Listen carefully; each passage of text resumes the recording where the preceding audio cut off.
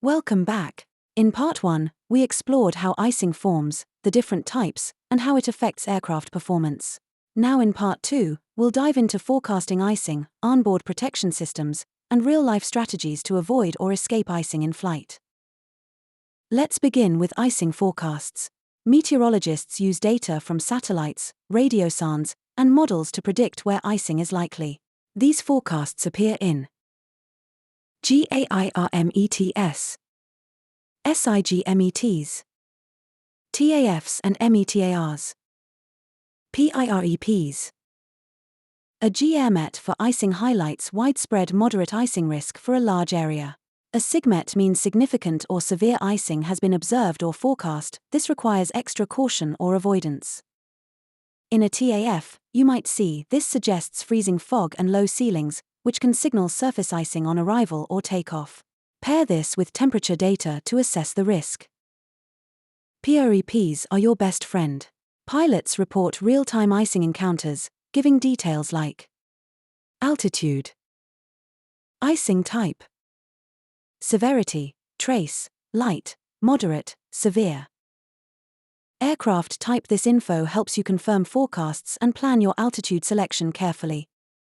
Now let's talk about icing severity levels. Trace, barely perceptible. Light, may require occasional de-icing. Moderate, accumulates fast even with systems on. Severe, systems can't keep up. Exit immediately. Understanding these helps you know when it's time to act fast. Let's shift to onboard protection systems. There are two categories.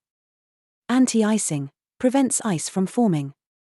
De-icing, removes ice after it forms. Modern aircraft may use electric, pneumatic, or bleed air systems, each suited to different components. Pitot tubes, static ports, and AOA sensors are typically electrically heated.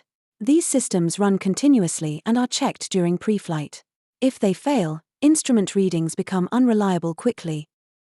Propeller aircraft often use electric boots or fluid de-icing like TKS.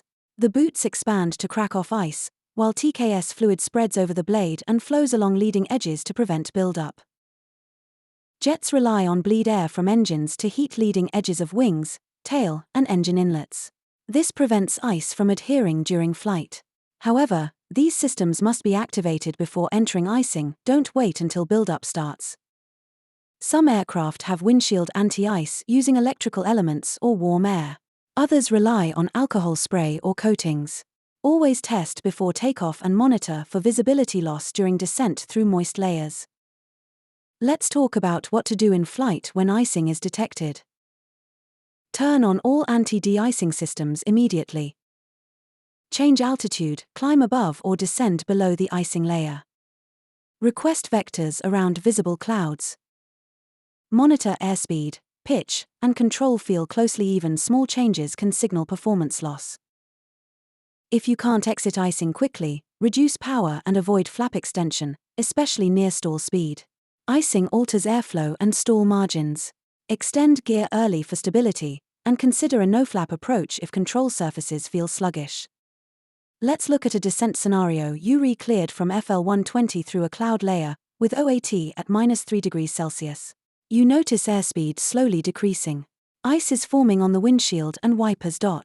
Level off. Activate all systems. Request vectors to warmer air or out of cloud. Monitor stall margin. Here's a takeoff case. The aircraft is parked outside overnight. It's clear and cold in the morning. You do a walk around and find a thin layer of frost on the upper wing. Don't depart. Request de-icing. Inspect again before clearance. Even light frost can increase stall speed and takeoff roll significantly. Let's not forget about icing during climb. Rapid transitions through multiple cloud layers can bring surprise accumulation. Be especially alert when passing through temperatures between 0°C and -15°C. And if you're in freezing rain or drizzle, exit immediately. These droplets are large and stick aggressively.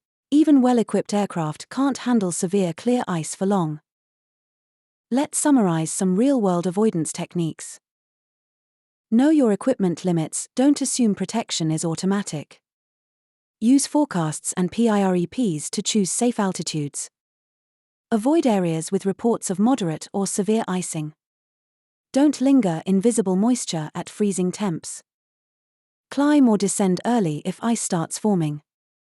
Also, review your aircraft's icing certification. Not all planes are approved for known icing. If your aircraft isn't certified, you legally cannot enter forecast icing areas. Even if certified, ice can still affect your flight. Don't fly into icing just because your plane has boots.